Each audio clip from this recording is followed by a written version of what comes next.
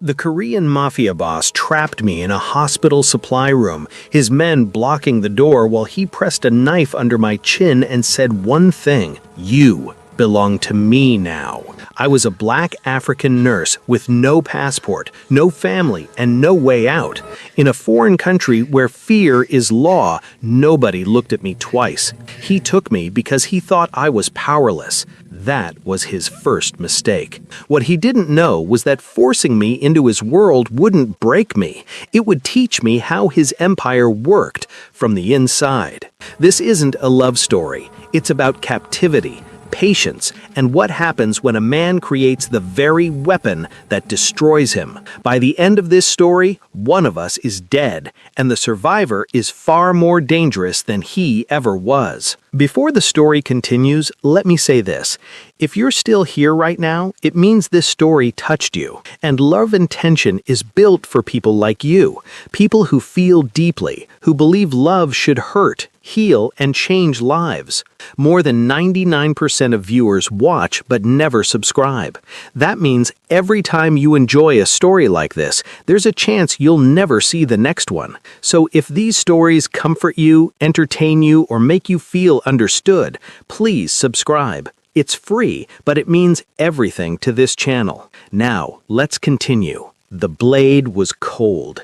That's what I remember most. Not the fear, not the shock, but the temperature of steel against my throat in a storage room that smelled of antiseptic and rust.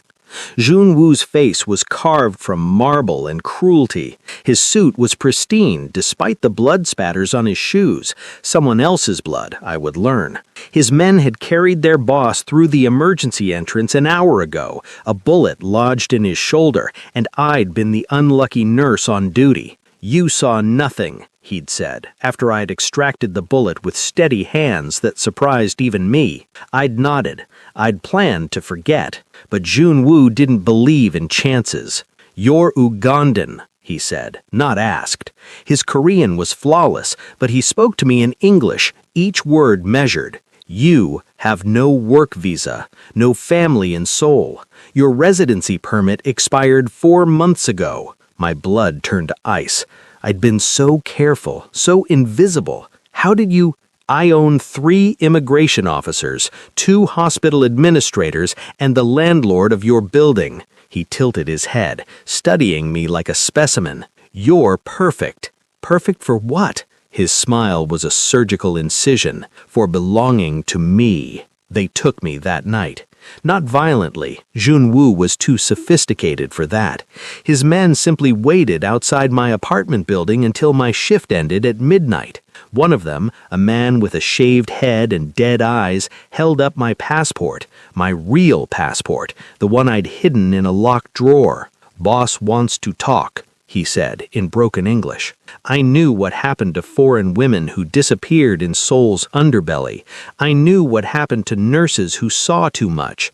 But I also knew I had no leverage, no rights, no protection. So I got in the car. Junwoo's compound was hidden behind a legitimate pharmaceutical distribution company in Gangnam. The building's lower levels processed legal medications. The upper levels processed something else entirely. His real empire, built on trafficking, extortion, and bodies that were never found. He kept me in a room on the 5th floor. Not a cell, that would have been honest. This was decorated like a hotel suite, complete with silk curtains and a bathroom with heated floors. A cage dressed as comfort. "You'll work for me now," Junwoo said that first night, standing in my doorway with 2 guards flanking him. "My men are stupid. They get hurt in stupid ways. You'll keep them alive. And if I refuse?" He pulled out his phone, showed me a video. It was my sister, Hadija, walking through the market in Kampala with her 2 young children. The timestamp was from that morning. "Accidents happen everywhere," Junwoo said softly. The phone disappeared into his pocket. The door closed. The lock turned. I didn't sleep that night. I sat on the bed and counted the ways I'd failed. Failed to renew my papers. Failed to stay invisible. Failed to protect the only family I had left. By morning, I'd accepted the truth. I wasn't leaving this building alive unless Junwoo allowed it. So I would become indispensable. I would survive through competence. I would preserve whatever remained of my humanity until an opportunity appeared. That was my first lie to myself. The work began immediately. Junwoo's men were brutal and careless, an endless supply of stab wounds, bullet grazes, and shattered bones.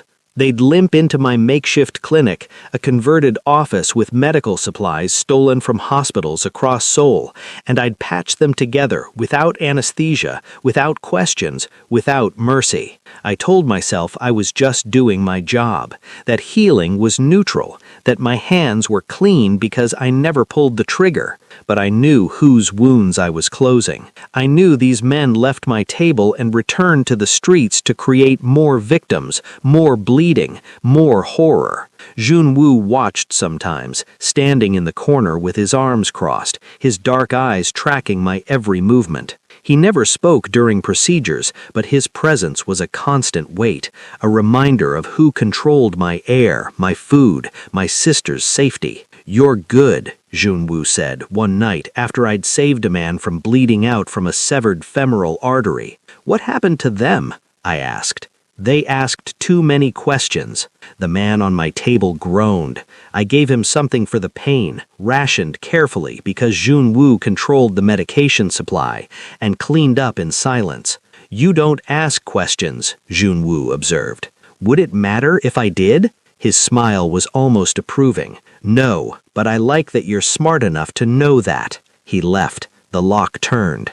I washed blood from my hands and wondered how many more times I could lie to myself about neutrality. If you're watching this from somewhere in the world, drop a comment and let me know where you're tuning in from. And if this story has you on edge, hit that like button and subscribe to Love and Tension for more stories that'll keep you thinking long after they end. 3 weeks into captivity, the first test arrived.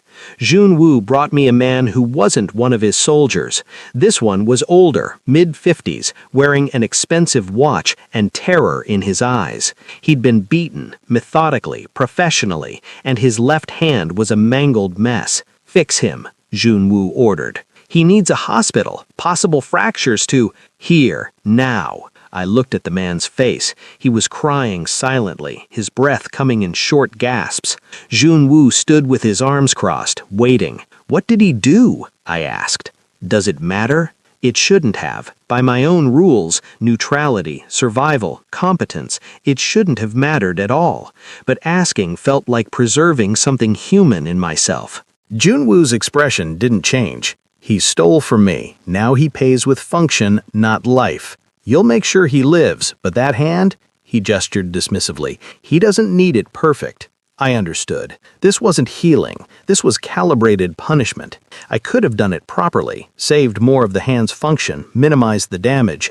Instead, I did exactly what Junwoo wanted, enough to keep the man alive, not enough to make him whole. The man sobbed as I worked. I told myself I had no choice. When I finished, Junwoo nodded once. "Good, you understand efficiency." That night I stared at my hands in the bathroom mirror. They were steady, clean, efficient. That's when I realized the cage wasn't just the room.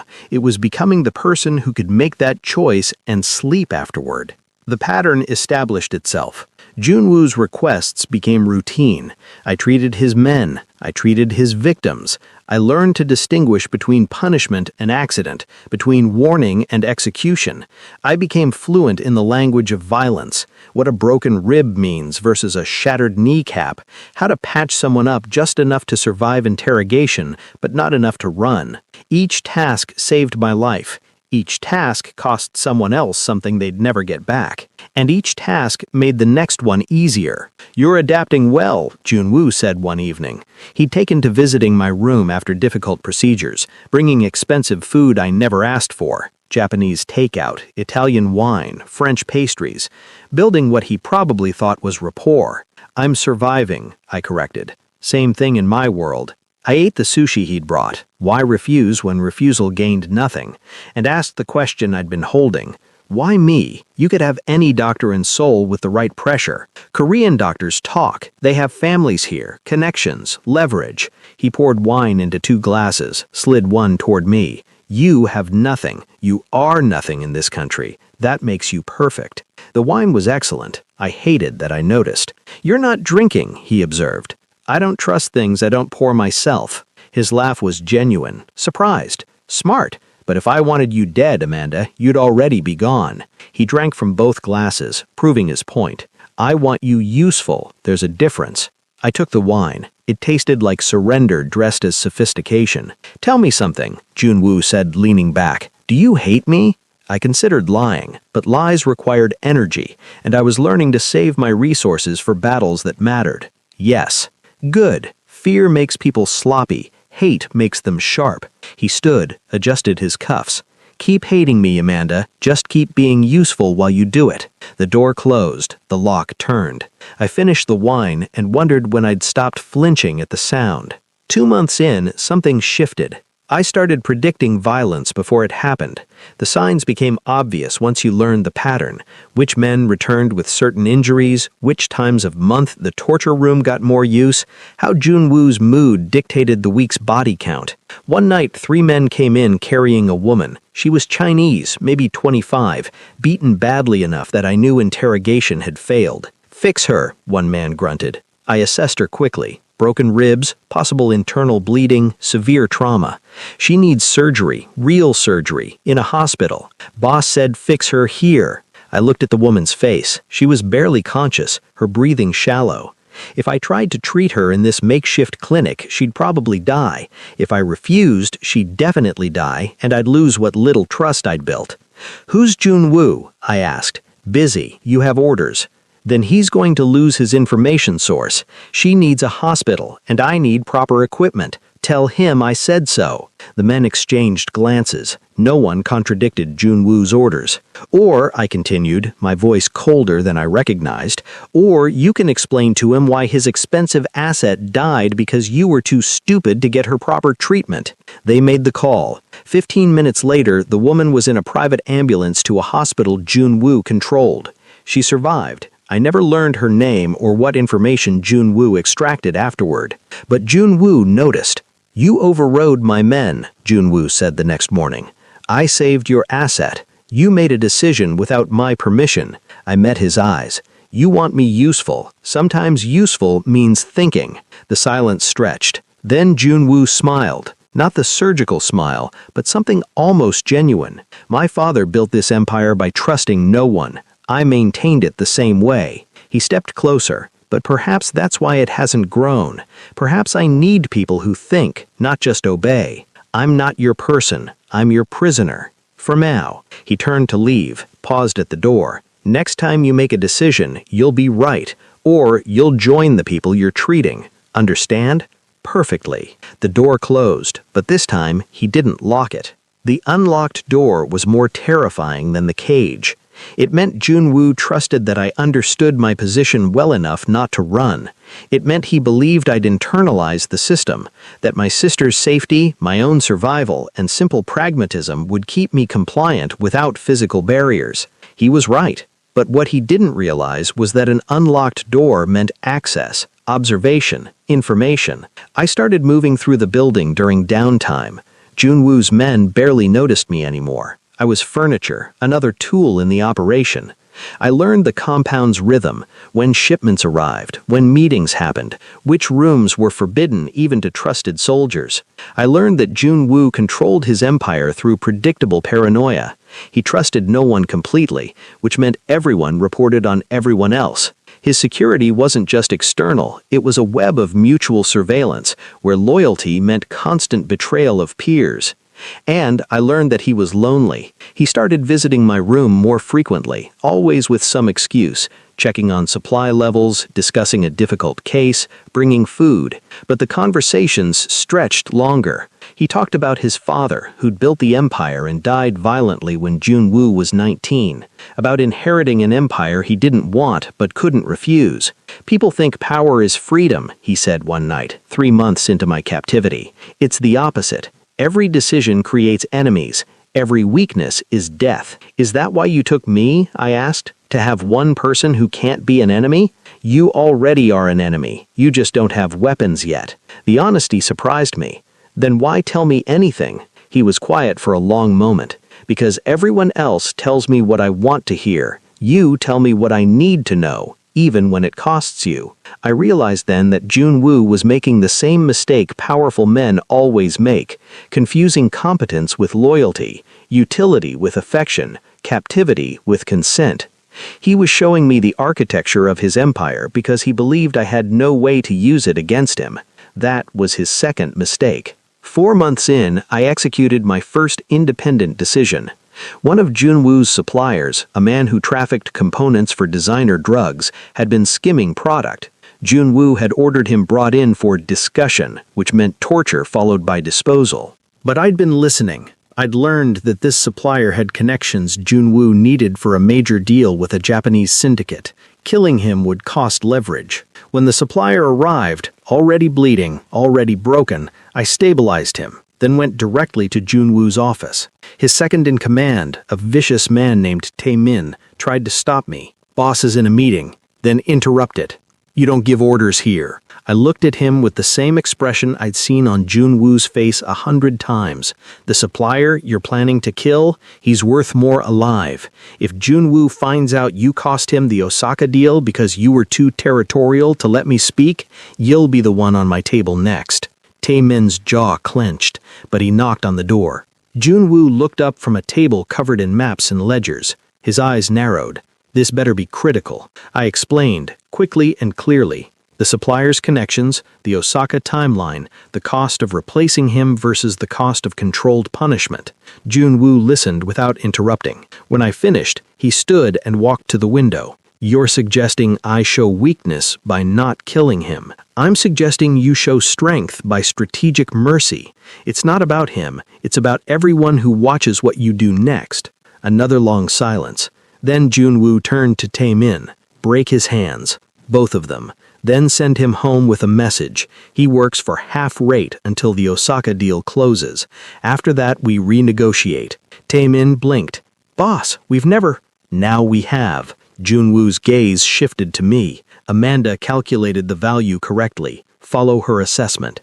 When I returned to my room that night, I stared at my reflection and didn't recognize the woman looking back. She had made a decision that saved a man's life while ensuring his suffering. She had spoken the language of power fluently enough to be heard. She had stopped asking permission and started executing judgment. She was becoming efficient. The horror came later, in the dark, when I realized I hadn't felt guilty during the decision. I'd felt capable. Junwoo was right. I was becoming a weapon. I just wasn't his anymore. By month 5, Junwoo consulted me on more than medical issues.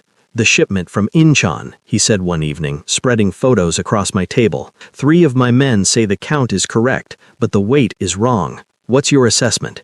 I studied the photos, containers, manifests, numbers that should have meant nothing to a nurse. But I'd been watching, listening, learning. I'd seen this pattern before. Someone's cutting the product with filler. Probably your distributor in Incheon. They're betting you won't check street-level quality because the count matches. Which men do I trust? I pointed to 2 names. These 2 have families. They're afraid of you. The third one, I tapped his photo. He's new. He's ambitious. He's probably taking a cut from the distributor. Junwoo made 2 calls. 3 days later, the third man disappeared. The distributor sent a replacement shipment with a profuse apology. Junwoo's profit margin increased. He never questioned how I knew. He simply started asking more often. I became his truth teller in an empire built on lies. While his men told him what he wanted to hear, I told him what his numbers meant, where his vulnerabilities were, which loyalties were performance.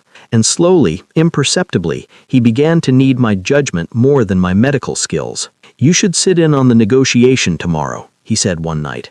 I'm not part of your organization. No, you're something better. You're objective. He poured whiskey. I'd graduated from wine to his private collection. My men have agendas. You have survival. That makes you the most honest person in this building. Honest about what? How to hurt people more efficiently? Honest about reality. He handed me a glass. Morality is expensive, Amanda. Reality is just mathematics. You've learned that faster than anyone I've met. I took the whiskey. I'd stopped refusing things months ago. Refusal was a luxury for people with choices. What happens when I stop being useful? I asked. Then you become expensive, he smiled. Don't stop being useful. The negotiation was with a Chinese trafficking network looking to establish roots through Seoul. Junwoo sat at the head of the table, projecting controlled violence.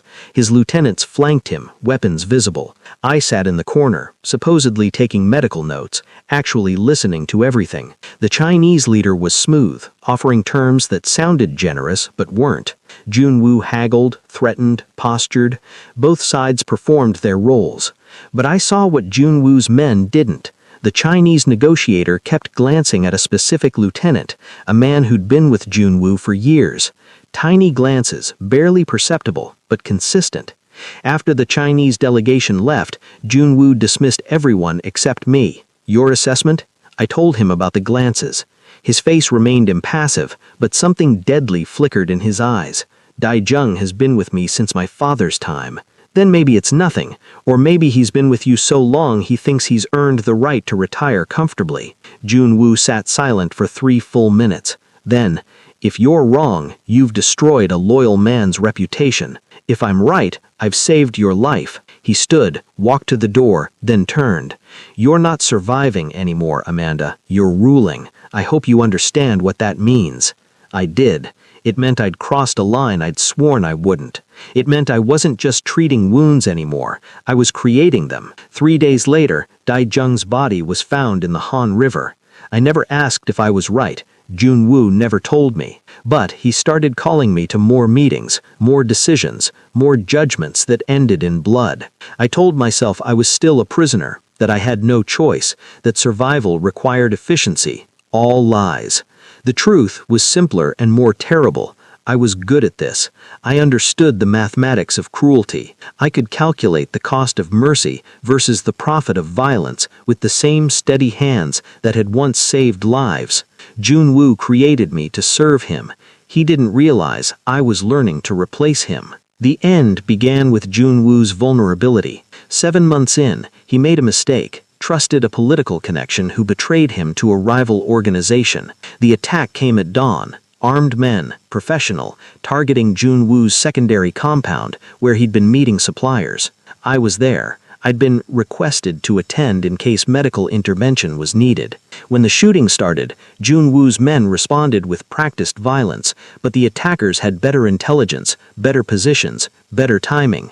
Junwoo took a bullet to the abdomen, high caliber, close range, catastrophic bleeding. His men dragged him to the room where I'd set up supplies. 3 of them surrounded us, weapons drawn, watching windows and doors. Junwoo was conscious but fading, his blood soaking through his expensive suit. "Fix me," he gasped. I assessed quickly. The bullet had perforated his intestine, possibly nicked an artery. He needed surgery, real surgery, immediately. "You'll die if I treat you here," I said clearly. "Hospital, too exposed. Rivals will finish it." He was right. Moving him meant death. Treating him here might also mean death, but it was a chance. "I need complete authority," I said. "Your men follow my orders, not their instincts." "Agreed?" Junwoo's eyes found mine. In that moment, he understood what I was really asking. "Do you trust me with your life?" He nodded. I worked for 6 hours. It was brutal, improvised surgery with inadequate supplies and constant interruptions as gunfire echoed through the building. But Junwoo had trained me well. I'd learned efficiency under pressure, how to make impossible decisions with steady hands, how to value function over perfection. I saved his life. When he woke, feverish and weak, I was cleaning instruments. His men had relaxed their vigil, confident the boss would survive. After all, I'd proven my loyalty completely. I'd had every opportunity to let him die, and I'd saved him instead. "Thank you," Junwoo whispered. I looked at him, really looked at him. This man who'd stolen my freedom, threatened my family, forced me to become something monstrous. This man who'd inadvertently taught me exactly how his empire worked, where every vulnerability was, how every protocol functioned. This man who now trusted me completely because I'd had the chance to kill him and hadn't. "You're welcome," I said, but I was calculating. Recovery took 3 weeks. Junwoo was confined to the compound, unable to meet contacts or enforce presence. His empire ran on fear, and fear required visibility. He delegated more to me during those weeks. Not officially, I was still just the medical staff, but his lieutenants knew who had authority. When disputes arose, they came to me. When decisions needed making, I made them, and Junwoo approved them because I was always right. I was the voice of the king, while the king was weak. And I learned something critical. His men didn't love him. They feared him. Fear was his only currency, his only loyalty, his only control. Remove the fear, and the empire was just machinery waiting for an operator. I started making small changes. Nothing obvious. I approved expenditures Junwoo would have questioned. I settled disputes in ways that created new alliances among his men, reshuffling the power structure microscopically. I gathered the passwords, protocols, contacts, and networks that Junwoo had kept fragmented across his lieutenants. I consolidated information. I built redundancy. I made myself indispensable not just to Junwoo, but to the operation itself. And I waited for Junwoo to be strong enough that killing him wouldn't look like weakness. It happened on a Tuesday. Junwoo had recovered enough to leave the compound for a meeting with Japanese distributors, the Osaka deal that I'd helped preserve months ago. He was confident again, healthy, powerful. His men had relaxed into routine. He made one mistake. He brought only 3 guards instead of his usual 6. Efficiency, he called it. He was meeting allies, after all. I was there because Junwoo liked having me present for important negotiations. "You see things others miss," he'd said. High praise from a man who trusted no one. The meeting went well. The Japanese were satisfied with the product quality, the distribution routes, the profit margins. Everyone drank expensive whiskey. Everyone smiled. Everyone left richer. Junwoo was relaxed in the car on the way back. "You were right about keeping that supplier alive," he said. "Sometimes mercy is profitable." "I taught you that," I said. "No, I taught you efficiency. You learned mercy on your own." He looked at me with something almost like warmth. "When this is over, when you've earned your freedom properly, what will you do?" "I haven't thought about it." "Liar. You think about everything." He was right. I thought about everything, including the sedative I'd mixed into his whiskey at the meeting, carefully dosed, using the same medications he'd forced me to ration for his wounded men. A sedative that would look like fatigue, like the aftermath of a serious injury, like nothing suspicious at all. Junwoo's eyes were already drooping. "Tired," he murmured. "You pushed yourself too hard today," I said gently. "Rest." His head fell back against the seat. The guards in the front didn't notice. Their boss falling asleep after a long day was normal. I waited until we were on the empty stretch of highway between Incheon and Seoul. Then I leaned forward and spoke to the driver in flawless Korean. "The boss wants to stop at the warehouse in Gwangmyeong. He has instructions." The driver glanced at his partner, then at Junwoo's sleeping form in the rearview mirror. "Boss didn't mention he's checking inventory personally. Do you want to wake him and confirm?" No one wanted to wake Junwoo unnecessarily. The driver took the exit. The Gwangmyeong warehouse was Junwoo's secondary facilities. Minimal staff, mostly storage. I'd arranged for the night shift to be absent tonight. A simple lie about schedule changes, delivered with Junwoo's authority that I'd borrowed so often it was effectively mine. When the car stopped, I said, "Help me bring him inside. He needs to lie down properly." The guards exchanged glances but obeyed. Junwoo had been wounded recently. Concern for his health was reasonable. They carried him into the warehouse office, laid him on a couch. I told them to wait outside. The boss would be embarrassed to wake up being watched. They hesitated but complied. I was the medical expert. I'd saved his life. I closed the door, locked it, drew the blinds. Junwoo woke 10 minutes later, groggy and confused. His hand went to his waist, empty. I'd taken his weapons while he slept. Amanda? Where to? The Gwangmyeong warehouse, I said. Sat across from him, hands folded. We need to talk. He tried to stand, swayed, sat back down heavily. What did you drug me? Yes. The confusion in his eyes cleared, replaced with calculation, then with the cold understanding of a predator recognizing another predator. I see, his voice said, steady despite the sedative. How long have you been planning this? Since you pressed a knife to my throat and told me I belonged to you, and yet you saved my life.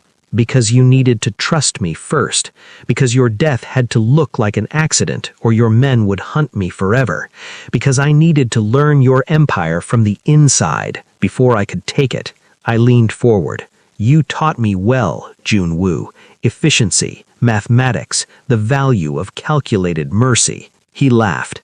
Actual genuine amusement mixed with something like pride. My father always said, never create a weapon you can't control. I should have listened. You couldn't help yourself. You were lonely. You wanted someone who saw you clearly. You got exactly what you asked for. So what now? You kill me and hope my men accept you? No. You kill yourself. I laid out the documentation I'd prepared over weeks, emails showing Junwoo's increasing paranoia and erratic behavior after his injury, medical records I'd falsified indicating brain trauma from the bullet wound, testimony from his men, carefully collected through casual conversations about his recent mood swings and unusual decisions. You've been unstable since the shooting, I explained. Everyone's noticed. Tonight, you came here alone, dismissed your guards, and ended things. I showed him the gun, his own gun, the one he'd carried for 10 years. One shot. They'll find you in the morning. Tragic, but not surprising. Brain injuries often cause delayed psychological effects. Junwoo stared at the gun, then at me. You've thought about everything. You taught me that, I said. And if you refuse, scream for the guards, then I inject you with this. I held up a syringe. Potassium chloride, heart attack, natural looking, but you'll be conscious for the paralysis. It'll take 4 minutes. You'll suffocate slowly, unable to move or call for help.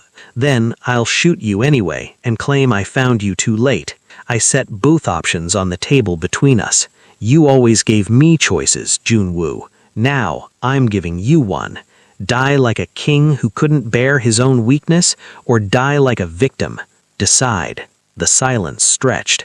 Outside, his guards waited patiently, trusting that their boss's trusted medical expert was taking care of him.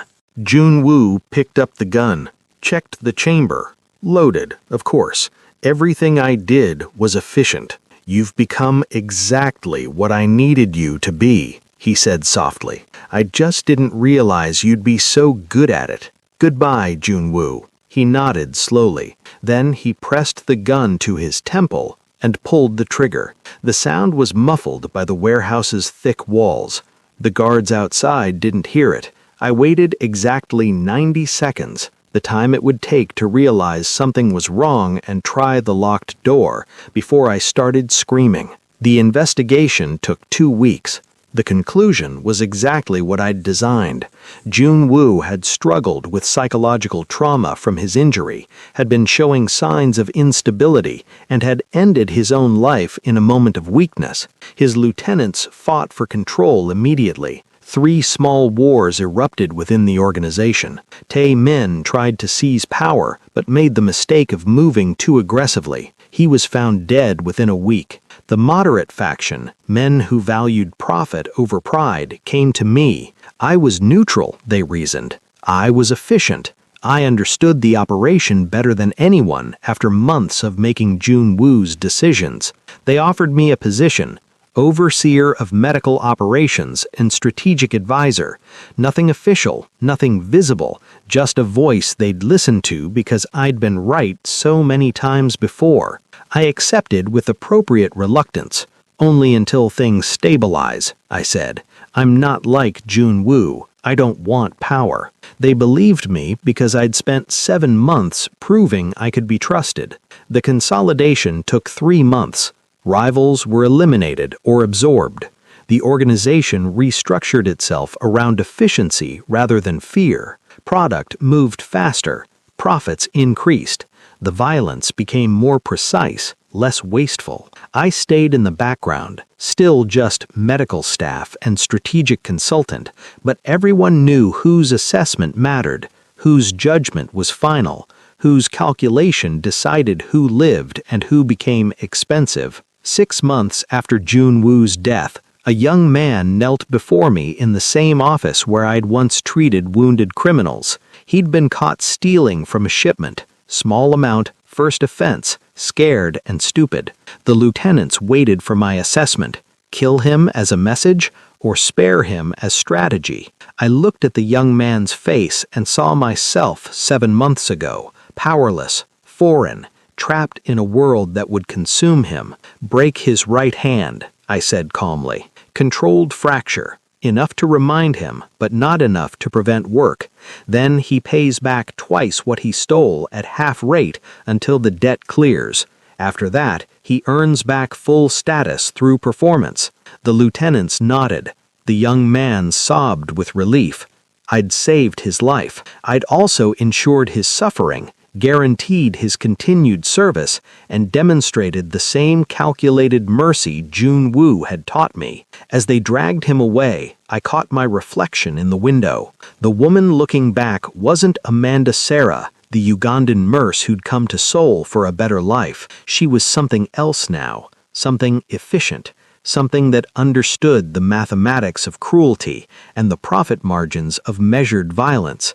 She was the weapon Jun Woo had created, but she was sharper than he had ever been, more patient, more thorough. Jun Woo ruled through fear. I ruled through being indispensable.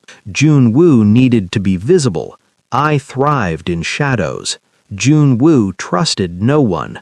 I made everyone believe they mattered. The empire didn't end when Jun Woo died. It perfected itself. And somewhere in the part of me that remembered being human, I knew the cycle would continue. One day, someone else would learn what I'd learned. Someone else would become the weapon I'd become. One day, they'd put me in the ground the same way I put Jun Woo there. But until then, the mathematics were simple. I was efficient. I was useful. I was exactly what the system needed.